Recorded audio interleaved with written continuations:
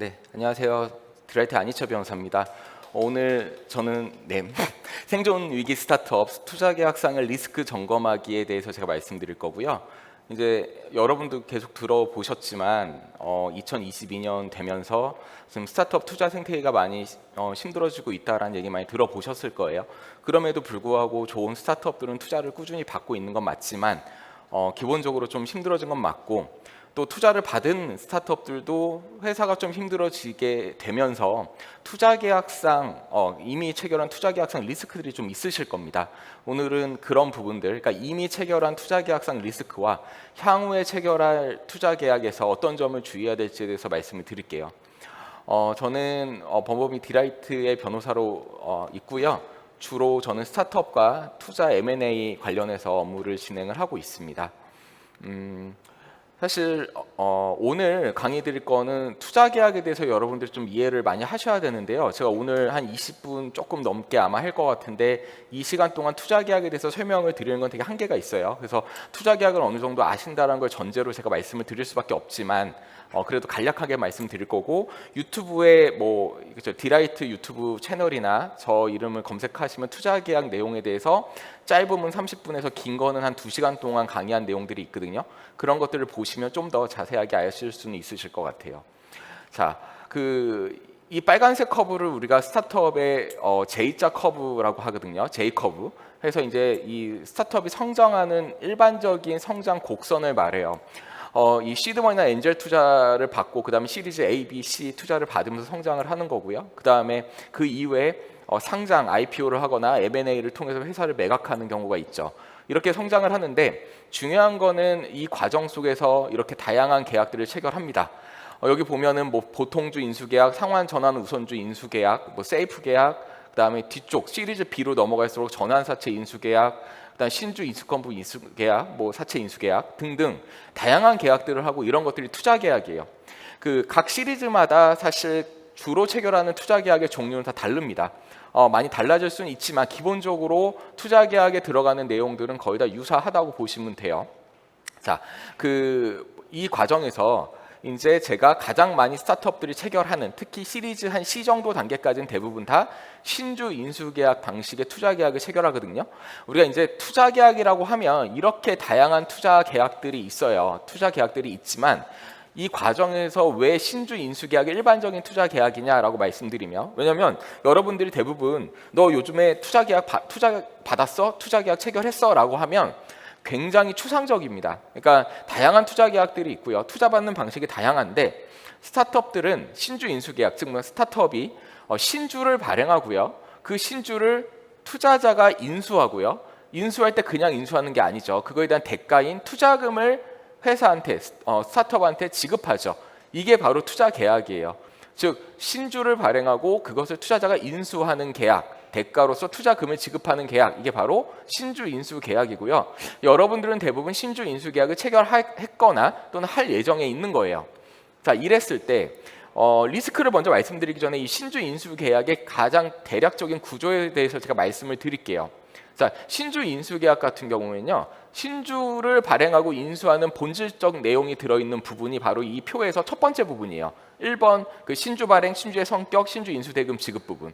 두 번째 부분은 이렇게 주식 처분 제한이라고 해서 주식 처분 제한, 태그 얼롱, 드래그 얼롱, 이런, 제가 지금은 자세하게 설명드리지 못하지만 이해관계인, 즉 이걸 보고 계신 여러분 스타트업의 대표이사들이나 이사들에 대해서 책임과 의무를 부여하는 그런 부분이 있습니다. 이게 이제 두 번째 부분이고요. 그 다음에 세 번째 일반 조항 부분이 이렇게 있고, 이걸 이제 굳이 이렇게 투자계약서의 조항을 갖다가 쭉 뽑아보면은 이렇게 1장과 2장은 신주 인수에 관한 부분이 있는 거고요. 3장, 4장, 5장은 이해관계인, 즉 여러분들, 이걸 보고 계신 여러분들 개인들한테 책임을 부담하는 부분들이 있어요. 자, 그랬을 때 제가 이제 투자 계약상 리스크를 분석할 때 크게 보면은 이제 두 가지 리스크가 있습니다. 회사가 잘 안 됐을 때 회사한테 책임을 묻는 그런 리스크가 있겠죠. 또 하나는 회사가 잘 안 됐을 때 이걸 보고 계신 여러분들 개인, 즉 대표이사나 이사들한테 개인적으로 책임을 묻는 그런 부분들이 있어요. 그게 큰 리스크입니다. 여러분들은 어떤 리스크가 가장 클까요? 자, 회사한테 묻는 리스크도 크죠, 당연히. 근데 그 책임을 여러분들 개인한테 물으면 그것만큼 큰 리스크가 없어요.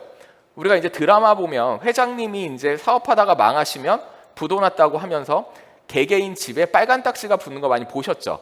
이게 바로 회사가 잘 안 됐을 때 그 회장님이나 대표이사나 이런 분들 개인한테 책임을 묻는 부분들이 있고, 특히 이거는 호황기 때보다는 불황기 때 굉장히 큰 문제가 될 수 있는 리스크라고 보시면 돼요. 자, 그랬을 때 투자 계약의 당사자를 먼저 아셔야 되고, 그 당사자의 어떻게 투자 계약이란 건 회사가 신주를 발행하고 그걸 투자자가 인수하는 계약인데 어떻게 이런 구조에서 여러분들 개개인들한테까지 책임을 물을 수 있을까에 대해서 고민을 좀 하셔야 돼요. 자, 투자 계약의 당사자를 먼저 확정을 접으면, 자, 우리 보통 모든 계약을 생각할 때는 당사자부터 우리 고민을 해야 돼요. 그 예를 들어서 부동산 매매 계약의 당사자는 부동산 소유자와 매수인이고, 임대차 계약의 당사자는 부동산 임대인과 임차인이죠. 너무 간단하죠. 그러면 여러분들 투자 계약의 당사자는 그럼 누가 돼야 되냐라는 걸 생각을 해보시면, 투자 계약의 당사자는 투자 회사, 투자자와 스타트업이에요. 왜냐하면 스타트업이 주식을 발행하고 그걸 투자자가 인수하는 계약이 투자 계약이니까. 그렇죠. 너무나 간단한데 우리나라뿐만 아니라 전 세계 투자 계약서에는 이해관계인, 즉 대표이사나 이사 등등을 그 대표이사 개인, 이사 개인을 이해관계인 또는 키홀더라는 이름으로 당사자에 포함을 시키고 있어요. 다 포함이 됩니다. 거의 다. 자, 그 이유를 먼저 제가 말씀을 드리고 나서 리스크 이제 분석을 할 거예요. 20분 강의인데 좀 서론이 길어지고 있지만 투자 계약에 대해서 여러분이 좀 이해를 하셔야 돼요. 자, 상법상 기본적으로 주식회사는요, 소유와 경영이 분리되어 있다고 얘기를 합니다. 즉 뭐냐면 상법상 주식회사는 주주들이 소유를 하는 거고요, 경영은 이사들이 하는 거예요. 즉 많은 경우에 주주면서 이사기도 하니까 이걸 헷갈려 하시는데, 주주는 주식회사를 소유하는 자들이고 주식회사를 경영하는 자들은 이사예요. 그러면 투자자들이 신주를 인수해서 투자를 한다라고 하면 투자자들은 주주가 되나요, 이사가 되나요? 당연히 주주예요. 그렇죠? 당연히 주식을 인수하는 자니까 주주고요. 투자자들은 이사가 되지 못해요. 이사가 되지 못한다는 얘기는 투자자는 경영을 하지 못한다는 얘기예요. 이해 가세요? 자, 투자자가 경영을 하지 못하다 보니까 왜 이걸 보고 계신 여러분들 개개인의 투자계약상 이해관계인이라는 이름으로 당사자에 넣냐? 기본적으로 그겁니다. 투자자가 경영을 직접 못하니 실제로 경영을 하고 있는 여러분들 대표이사나 이사 개인들을 투자계약의 당사자로 넣은 다음에 그 개개인을 투자계약에서 야, 너 경영할 때 나한테 보고해. 6개월마다 보고해, 3개월마다 보고해. 또는 너 나한테 정관 변경하거나 신주 인수 투자 받을 때나 자산 1억 원 이상의 자산을 처분할 때는 무조건 사전 동의받아 라는 식의 조항들을 막 넣는 거예요. 자, 그러니까 다시 정리하자면 투자계약의 당사자는 투자자와 회사만 되면 되는데, 이해관계인 즉 개개인의 대표이사나 이사를 넣는 이유는 뭐냐면 그들한테 책임을 부담시키기 위함이고 경영에 직간접적으로 참여하기 위함이에요.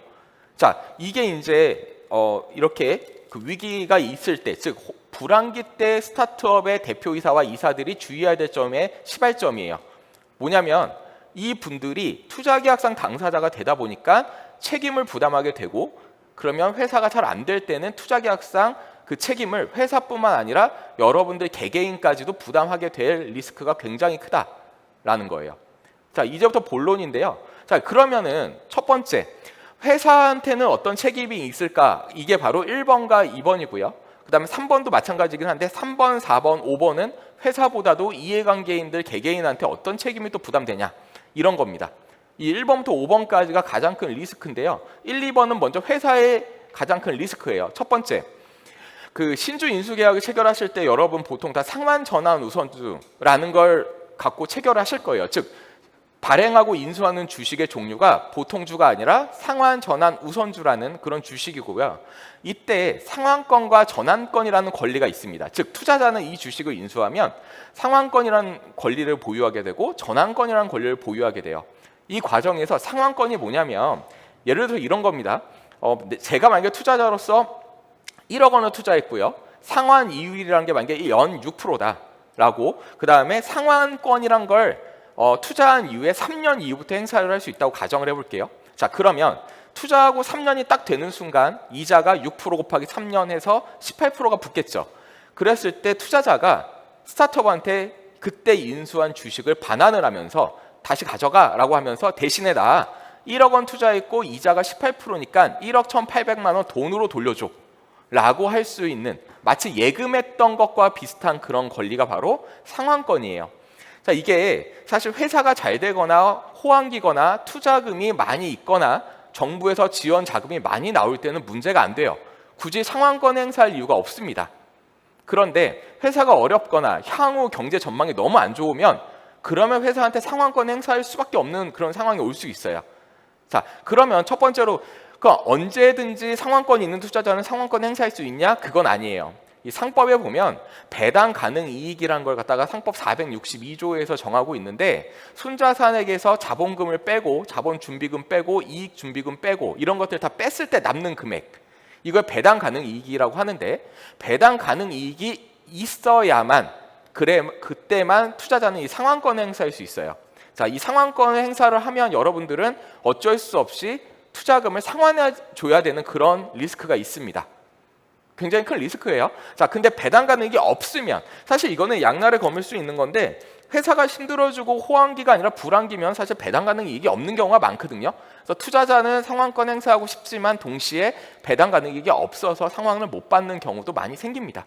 어쨌든 이런 이 첫 번째 리스크가 이거고요. 두 번째는 전환가격 조정의 문제예요. 우리 상환전환 우선주는 전환권이라는 권리를 주주가 보유하게 되는데, 투자자가 전환권이라는 건 뭐냐면 이런 거예요.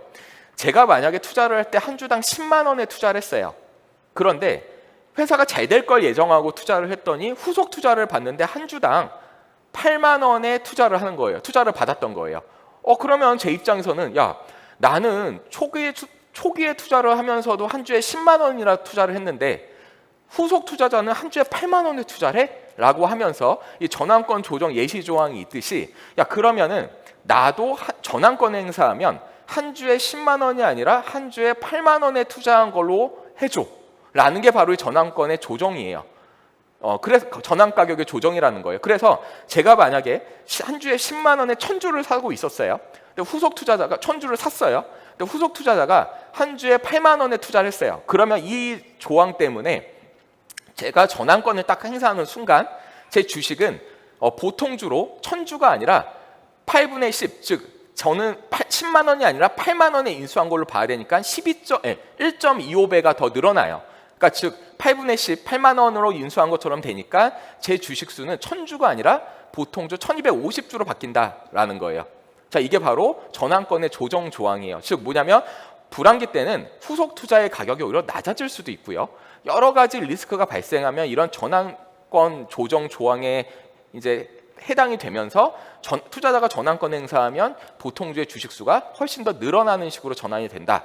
이러면 기본적으로 투자자는 주식수가 늘어나고 여러분들, 즉 이해관계인 대표이사나 주요 주주들의 주식수는 상대적으로 비율이 감소하고 희석되기 때문에 좀 더 문제가 발생할 수 있다라는 거예요. 자, 그다음 세 번째 리스크는 투자계약에 여러분들 사전 동의권이라는 조항이 다 있습니다. 그래서 회사를 경영할 때 투자자한테 정관 변경할 때, 신주 발행할 때, 해산할 때, 청산할 때, 얼마 이상의 자산을 구매, 매각, 처분할 때 등등 쭉 있거든요. 자, 우리사주 발행할 때, 스톡옵션 발행할 때, 외부 감사인 선임 및 변경할 때 다 명시적으로 서면 사전 동의를 받도록 되어 있어요. 그런데 이제 회사가 힘들어지고 어려워지다 보면은 사실 이 조항에 해당되는 각각의 요소들에 대해서 투자자들한테 사전 서면 동의를 받고서 진행해야 됨에도 불구하고 사실 회사가 힘들어지니까 사전 서면 동의를 못 받거나 투자자가 반대하는 경우가 많아요. 즉 회사가 힘들어지면 투자자가 관여하는 것들이 많아지는 거예요. 그러면서 경영적 결정 사항에 대해서 반대하고 동의하지 않으면 사실 여러분들이 원하는 대로 회사가 흘러가지 않을 수 있다. 이게 바로 세 번째 리스크라는 거예요.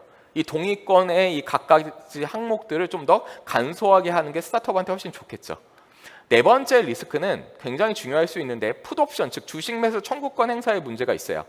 주식 매수 청구권이란 건 뭐냐면은 투자자가요, 이 여기에 보면은 뭐 진술과 보장이 허위또는 부정확한 경우, 투자금을 사용 용도 외로 사용한 경우, 본계약에서 정한 의무를 위반한 경우 등등 이런 사유가 발생하면 이 사유는 언제 발생하죠? 회사가 힘들어질 때예요. 투자금을 여러분들이 원치 않은 용도로 어쩔 수 없이 다른 데에 사용했다거나 보험계약상 의무를 위반했다거나 뭔가 회사가 3개월 이상 계속하여 영업을 하지 못하거나 이런 이슈가 발생하면 그러면 투자자는 이거 발생했어? 그럼 나는 주식 매수 청구권이 있어 라고 얘기를 합니다. 이게 뭐냐면 투자자가 그때 인수한 주식을 다시 스타트업이나 이해관계인한테 강제로 되파는 거예요.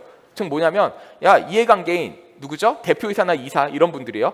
이해관계인 내가 그때 투자자인 내가 그때 인수했던 내 주식을 그때 인수 가격 또는 그 이상으로 되사가라고 강제하는 거예요. 즉 회사의 상황이 안 좋아지니까 투자자가 이 주식을 회수할 방법이 없다라고 보는 거죠. 투자금을. 그러니까 야, 그냥 회사나 이해관계인 니네가 내 거 강제로 사가라 라고 팔아버리는 겁니다. 그러니까 여러분들은 강제로 사야 되고요. 투자자가 회수할 가능성이 없다고 판단했듯이 여러분들 그걸 강제로 사봐야 사실상 이 주식을 다시 처분하거나 해서 경제적 이익을 보기는 어렵겠죠. 그러니까 이 주식 매수 청구권 풋옵션의 문제는 굉장히 어려운 문제고 이거에 발동되는 요건을 좀 더 까다롭게 하는 게 여러분 이해관계인과 스타트업한테 유리합니다. 즉 뭐 예컨대 고의 또는 중과실로 이런 사유가 발생했다고 규정을 한다거나 또는 이런 사유가 발생하였더라도 한 달 이내에 다시 치유하고 시정하면은 권한을 행사하지 못한다거나 주식 매수 청구권을 이런 식으로 좀 디펜스하는 그런 조항을 구성하는 게 굉장히 중요하다라는 거예요. 마지막으로는 당연히 여러분들 항상 예전부터 들어왔던 연대보증 책임의 문제가 있습니다. 굉장히 이해관계인한테는 좀 가혹하다고 할 수 있는 예시 중에 하나예요. 본 계약에 따라 이행되어야 할 의무를 위반하거나 이행하지 아니한 경우 회사 및 이해관계인은 그로 인하여 투자자가 입은 모든 손해와 손실로부터 그러한 손해와 손실이 없었던 것과 동일한 수준으로 투자자를 면책시켜야 하고 그 다음에 본질에 따른 면책과 관련하여 회사 및 이해관계인이 각각이 부담하는 의무에 대해서 연대보증 책임을 부담한다 이런 조항이 있어요. 그러면 사실 이해관계인이 굉장히 열심히 경영을 했음에도 불구하고 이 조항 때문에 회사가 잘 안 됐을 때 이 조항 때문에 개인적으로 책임을 져야 될 리스크가 있습니다. 그러니까 이런 조항이 있으면 이 조항에 대해서 그대로 절대 두시면 안 되고 연대보증 책임 같은 걸 제외를 시킨다거나 아니면 고의 또는 중과실 또는 고의 또는 과실이 있을 때만 제한적으로 이해관계인이 책임을 부담한다라는 식으로 조항을 반드시 수정을 해야 됩니다. 그 다음에 이제 마지막으로 위약벌인데요. 손해배상뿐만 아니라 위약벌 같은 내용이 많이 들어가요. 이건 뭐냐면 어기는 순간 그 계약 내용을 위반하는 순간 여러분들이 회사 또는 이해관계인이 위약벌 금액을 투자자한테 지급해야 되는 그런 리스크예요. 이것도 평소에는 발생하지 않아요. 왜냐하면 투자자가 이 위약벌을 청구하는 순간 그 관계가 완전히 붕괴되고 분쟁이 발생하기 때문에 투자자는 웬만큼 위반하지 않으면 이걸 주장하지 않습니다. 그런데 회사가 힘들어지고 사회적인 경제적 흐름이 안 좋아지고 투자금을 회수하기 어렵다고 판단한 순간 그동안 위반했던 사유들을 모아서 이 위약벌 청구를 할 수가 있어요. 그러니까 이 위약벌 조항에 대해서도 굉장히 조심해야 되고요. 이거에 발동하는 요건을 좀 더 제한적으로 조정을 좀 하시고 논의를 투자자와 원만히 하셔야만 되지 않을까 생각을 하고 이 위약벌 금액도요. 지금은 여기에 땡땡원에서 제가 비워놨는데 이것도 투자 전체 금액의 뭐 10%나 10% 미만으로 좀 제한하는 것이 적절하지 않을까. 또한 기본적으로 위약벌의 부담 주체는 회사가 되고 이해관계인은 고의 또는 중과실이 있을 때만 아주 제한적으로 함께 부담하는 쪽으로 가야 되지 않을까라는 생각을 해요. 자, 총 5가지 리스크를 말씀드렸고요. 이 리스크만 잘 컨트롤하시면 투자계약 이미 체결한 투자계약, 그다음 앞으로 체결할 투자계약에서 좀 더 그 리스크를 좀 더 컨트롤하고 좀 부담을 최소화시킬 수 있지 않을까 생각이 듭니다. 네, 저 발표는 여기까지고요. 이제 다음 발표 또 이제 추가로 듣도록 하겠습니다. 감사합니다.